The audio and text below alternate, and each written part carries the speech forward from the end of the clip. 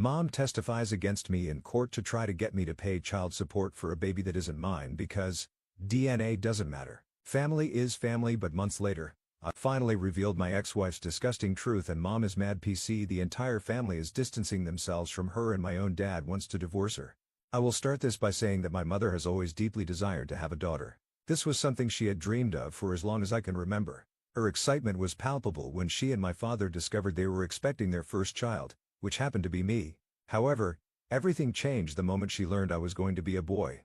She was extremely disappointed, and this disappointment wasn't something she kept to herself. In fact, she has recounted this story to me on numerous occasions throughout my life, making it clear that she had always wished for a different outcome. My parents did plan to have more children, since my mother in particular had her heart set on having a daughter.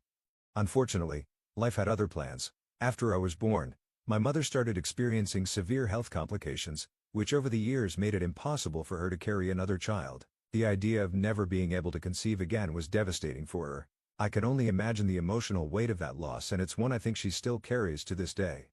It must have been an incredibly painful realization for her, that the dream of having a daughter would never come true. In the years that followed, my mother would often speak about her yearning for a daughter, a sentiment that seemed to intensify as time went on. I would notice how she doted on my female cousins, lavishing them with affection and attention that felt like an extension. The maternal love she had always hoped to give a daughter of her own. Whether it was through extra gifts, affection, or simply the way she treated them, there was a clear difference in how she related to them compared to me. Oddly enough, this behavior of hers didn't really bother me for much of my life. I had accepted that this was just who my mother was, and I didn't take her favoritism towards my female cousins personally. I knew she loved me, and for the most part, I was at peace with it. That is, until my ex-wife, Sophia, entered the picture. Sophia was the daughter of my mother's long-lost best friend from high school, someone my mother had reconnected with after many years of being out of touch. When my mother met Sophia for the first time, she was taken aback by how beautiful she was and instantly became fixated on the idea that Sophia would be the perfect match for me. At that time, I was single and my mother had been somewhat relentless in her efforts to set me up with various women, but none of those attempts really stuck. This time, however, she was determined and persistent. She kept telling me how stunning and wonderful Sophia was, how much we'd complement each other, and eventually it became almost an obsession for her. For weeks I endured her constant attempts to push us together and eventually I caved. Honestly, at that point, I agreed to the blind date more out of a desire to quieten my mother than out of any real curiosity or interest. I just wanted her to stop talking about Sophia and let me go about my life. When I finally met Sophia, my first impression matched everything my mother had told me. She was, without a doubt, incredibly beautiful. But as the evening progressed and we got to know each other a little better, I realized there wasn't much substance beneath her beauty. One of the first things I always try to learn about someone is what drives them, what their goals are, and what dreams they have for their future. When I asked Sophia what she wanted to do with her life, her answer surprised me. She told me without hesitation that her dream was to be a stay-at-home mom. That's when I felt a sense of discontent. It's not that there's anything wrong with wanting to raise a family, but at that point in my life, I had very different ambitions. I wasn't even thinking about having children anytime soon, and I expected to be with someone who had aspirations beyond just starting a family. So naturally, I asked her what she planned to do in the meantime, before she had children, and her response left me even more perplexed. She simply replied that she just wanted to be a stay-at-home wife. I looked at her perplexed as she went on to explain that her mother had always been a stay-at-home mom for as long as she could remember, up until her dad passed away, and that, in her eyes, this was the secret to her parents' successful marriage. While I could respect that it worked for her family, it felt completely different from what I was looking for in a partner. I wanted someone with passion, someone driven by a sense of purpose, whether in a career or a personal pursuit. The idea of someone wanting to be a stay-at-home spouse from the start didn't align with my values. At the time, Sophia and her mom were living with their uncle, who was covering all their expenses since her mother still didn't want to work. When I came back from that first date with Sophia, I was undeniably disappointed. I had gone into the date with low expectations, mostly because I wanted to appease my mother, but coming out of it, I knew this wasn't what I was looking for. Naturally, my mother wasn't too pleased when I shared my thoughts. In fact, she was visibly upset, almost as if I had personally wronged her by not giving Sophia what she considered to be a real chance. She kept telling me that I hadn't taken the time to truly get to know Sophia, insisting that if I just tried a little harder, I would see what she saw. But I had made up my mind.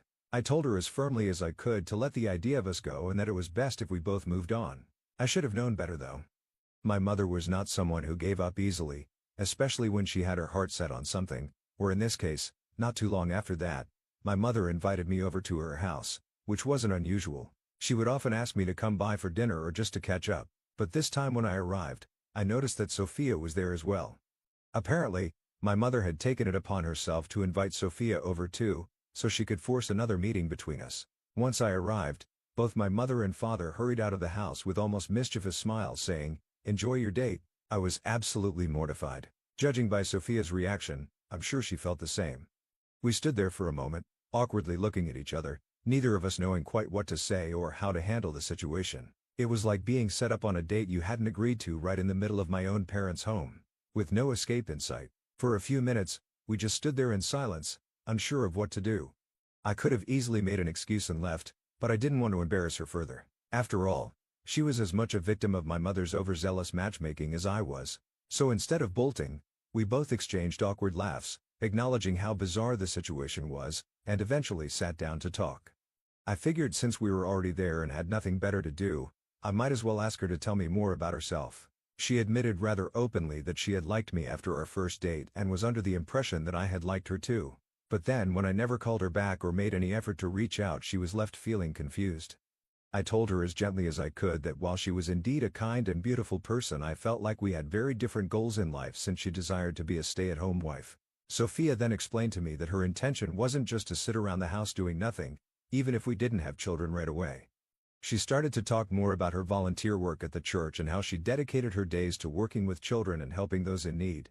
Her explanation gave me a new perspective. I started to see another side of Sophia, one that I hadn't fully appreciated before. I realized that at her core, Sophia seemed to be a genuinely warm, kind person. Or at least that's how she portrayed herself to me initially. Although she wasn't exactly driven by career ambitions or lofty personal goals, she seemed to have found her purpose in caring for others, and that level of generosity of spirit is rare. So despite the reservations I had and the lingering doubts about our compatibility, I decided to take a leap and ask her out on another date. Sophia and I ended up dating for about a year before we decided to take the next step and get engaged. I had also been promoted at work during this period, which significantly boosted my income and gave me a sense of stability. I felt financially comfortable enough to support Sophia. Once we got married, which gave me the confidence to propose to her. However, the timing of the proposal wasn't entirely my decision alone. Both our mothers, particularly mine, had been subtly pushing for us to get married sooner rather than later.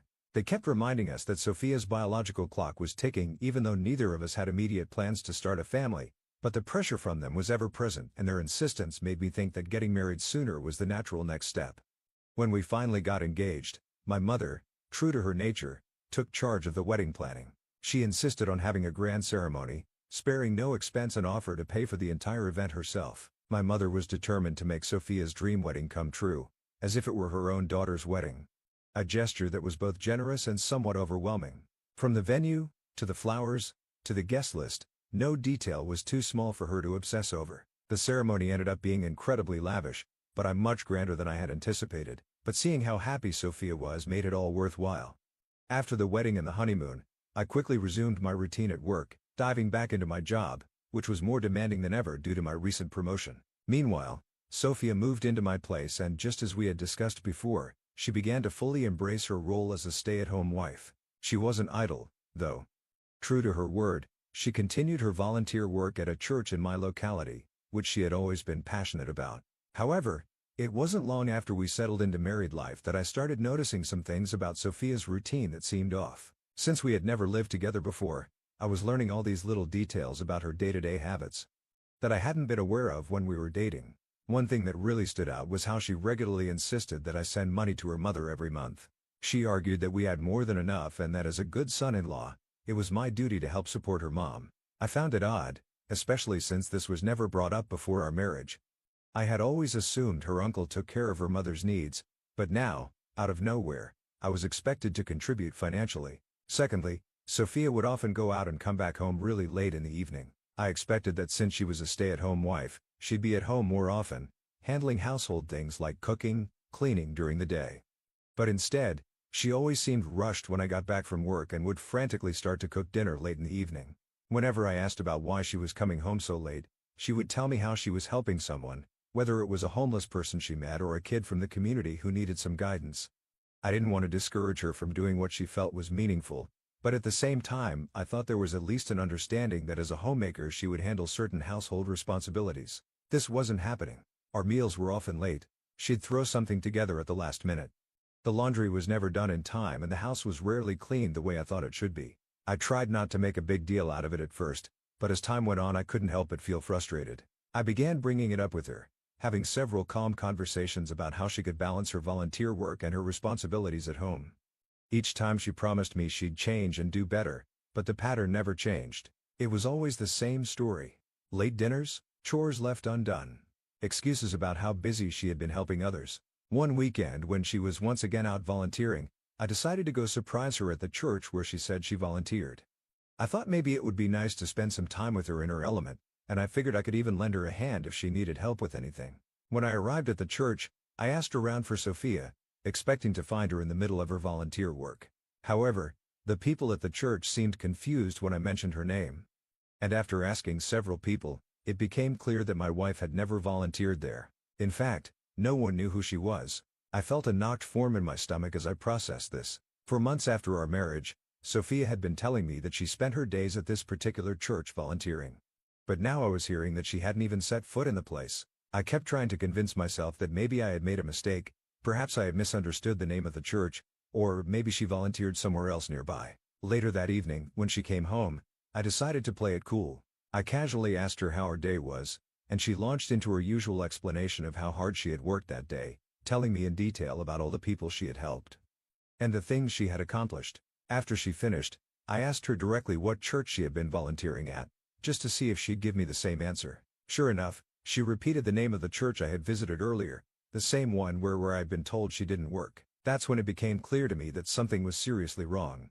Sophia had been lying to me, not just once, but repeatedly about where she was spending her time. It wasn't just a simple misunderstanding. She had been deliberately deceiving me and I couldn't figure out why. What was she really doing all day? Why was she lying to me over and over again? Something was definitely up and I was determined to get to the bottom of this. Very next day, instead of heading to work as usual, I parked my car a few feet away from our house, far enough to stay out of sight but close enough to keep an eye on Sophia. I had made up my mind I was going to follow her and see where she spent her day. I wanted her to prove me wrong, to head to the church like she always said, and for this entire suspicion to be a misunderstanding. I was even mentally preparing myself to confess to her later, apologize for doubting her, and explain that I had let my insecurity get the best of me. But what unfolded next was something I could never have prepared for. An hour after I left the house, I saw her walk out the front door, but instead of the usual conservative clothes that she often wore around the house or around me, she was dressed completely differently in shorts and a tank top, an outfit I had never seen her wear before. I watched as she got into the car, and instead of driving in the direction of the church like I had expected, she took off in the opposite direction. My heart started racing. I followed her, staying a few cars behind to avoid raising suspicion. I kept telling myself that there had to be a logical explanation. Maybe she was running an errand. Maybe she was meeting someone else from the church. Maybe. Eventually, she pulled into a quiet neighborhood and parked in front of a house I didn't recognize. It wasn't her mother's place and it didn't belong to any of her cousins as far as I knew. I saw a man walk out of the house to greet her. My heart sank as I watched him embrace. And then, to my utter shock, they kissed in the driveway. They held each other, arms wrapped around one another like it was the most natural thing in the world for them. I couldn't breathe. It was like watching a car crash in slow motion, except I was the one crashing and there was nothing I could do to stop it. My hands tightened around the steering wheel as I tried to process what I had just seen. Sophia and the man then walked back inside the house, arms wrapped around each other as if this was something they had done 100 times before. I felt sick. One thing seemed clear to me: this wasn't just a random fling or a one-time mistake. The way they interacted, the comfort between them, it was clear that this was a long-standing affair. My heart felt like it had been ripped out of my chest. All the doubts, the odd timings, the strange excuses, it all started to make sense now. She had been living a double life, lying to me about where she spent her time, while carrying on this affair right under my nose. My first instinct was to call my mother. I wanted to vent, to tell her everything, to hear her voice and get some sort of comfort, but I knew if I told her she would no doubt call Sophia immediately, either out of anger or shock, and that would tip Sophia off. I didn't want Sophia to know that I had found out, at least not yet. I needed proof. I needed concrete evidence of her affair so that when the time inevitably came to confront her, I would have everything I needed to end this marriage. I had to be smart. For 2 weeks after that shocking discovery, I channeled all my energy into gathering the evidence I needed to finally confront Sophia and initiate the divorce. During this time, I met with a lawyer to ensure that my assets would be protected as much as possible when the divorce went through. I knew that Sophia and I didn't have a prenuptial agreement, and I wanted to make sure that the fallout from this betrayal didn't leave me in financial ruin. The evening I finally confronted Sophia felt surreal. I sat her down, calmly told her that I knew about her affair. She looked shocked at first and even tried to argue, to deny what I was saying, but I had come ready for this. One by one, I presented her with all the evidence I had collected over the past month. Photos of her with the man, screenshots of their text messages I had collected from her phone, and even records of the days she had lied to me about being at church. With every piece of evidence I revealed, she knew there was no way to talk her way out of this. Finally, begrudgingly, she confessed. She admitted that the man she was seeing was her high school boyfriend, which I had already figured out after doing some research and finding him on Facebook. She tried to downplay the entire affair, saying that she was just being stupid and that she was just fooling around with him. Nothing serious. She insisted she didn't intend for things to go as far as they had. I wasn't buying it. I looked her in the eyes and firmly told her that I was going to divorce her. She was stunned. I think in some part of her mind, she believed she could talk her way out of it, that I would somehow forgive her or be swayed by her excuses. But when she realized that I was serious, she tried to fight it. She begged me to reconsider, saying that she could change and that we could work things out. But her pleas fell on deaf ears. I knew that if I stayed, I would never be able to trust her again. I calmly told her to pack up her bags and leave. To make sure there would be no confusion or attempts to manipulate the situation with our families, I created a group chat with my parents and Sophia's mother. In the chat, I laid everything out clearly. I sent all the proof of Sophia's infidelity, the photos, the text messages, everything. I wanted them to know the full truth about why I was divorcing her. And I wanted to prevent any false narratives from being spun by either Sophia or her mother. I knew that once the news broke, all hell would break loose, and I wasn't about to leave room for any misunderstandings.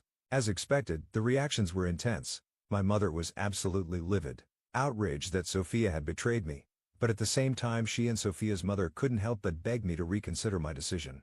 Despite the undeniable evidence of Sophia's infidelity, they pleaded with me to find it in my heart to forgive her and give her another chance. Thankfully, my dad stood by my side. He reassured me I was making the right decision and that no one should stay with a cheating partner, no matter the circumstances.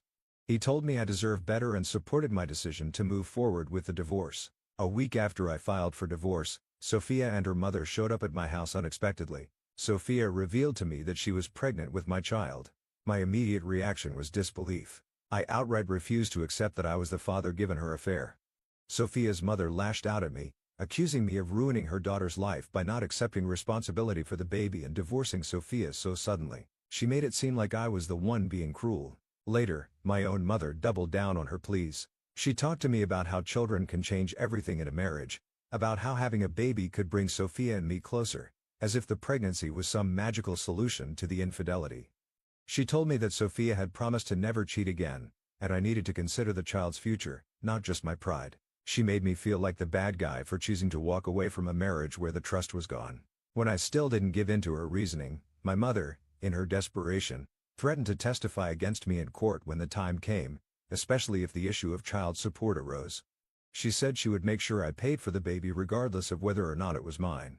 DNA doesn't matter. Family is family, she argued, implying that she didn't care who the biological father was. She was determined to claim the child as her grandchild, even if it meant going against me in court. And that is exactly what she did. True to her word, my mother testified against me during the divorce proceedings, which was one of the most painful betrayals I've ever experienced. My lawyer and I fought hard to make sure that the court understood that Sophia had been unfaithful and that there was a very real possibility that the child wasn't mine. But my mother and Sophia's mother testified that Sophia's affair wasn't anything sexual, downplaying her infidelity as if it had been some sort of an innocent mistake. They even argued that because Sophia and I had been intimate just weeks before our separation, right around the time I had discovered her affair, the baby must be mine only. Thankfully, in the end, the judge ruled that they couldn't make any final decision regarding child support or paternity until after the baby was born and a proper paternity test needed to be conducted. Only then would it be determined whether or not I was the biological father. I was relieved. It felt like a small victory in what had been a draining and painful process.